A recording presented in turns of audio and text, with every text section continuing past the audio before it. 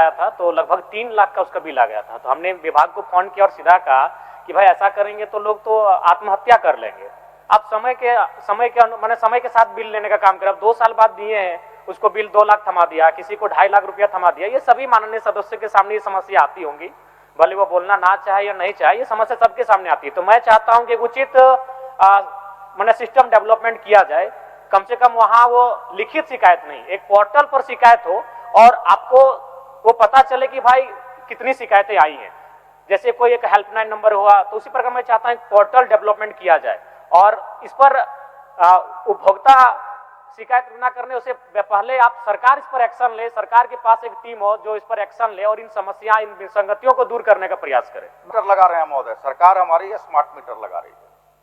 अब पुराना मीटर जो है महोदय आउटडेटेड हो गया महोदय, तो उसका बिल जब स्मार्ट मीटर लगाने लोग जाता है तो जो बिल बकाया होता है तो स्वाभाविक है कि इसमें कैरी फॉरवर्ड हो जाता है महोदय।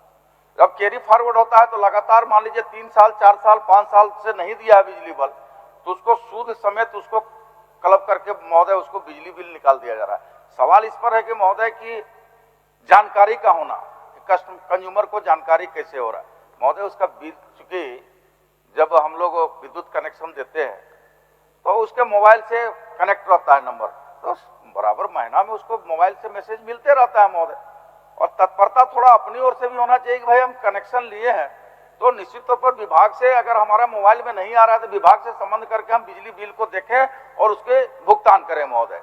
लेकिन माननीय अध्यक्ष महोदय, लेकिन माननीय सदस्य की जो चिंता है, चिंता इस बात का है कि 3 लाख रुपया अचानक एक कस्टमर का, एक कंज्यूमर का बिल आ गया महोदय।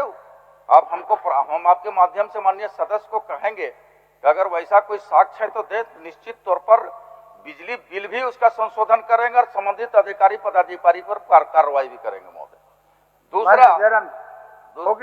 दूसरा एक महोदय अंतिम बोल देते हैं महोदय, दूसरा जो कह रहे हैं कि भाई टोल फ्री नंबर, तो हमारा टोल फ्री नंबर जारी है महोदय 1912 और 94-311-35-504 हेल्पलाइन नंबर जारी है महोदय।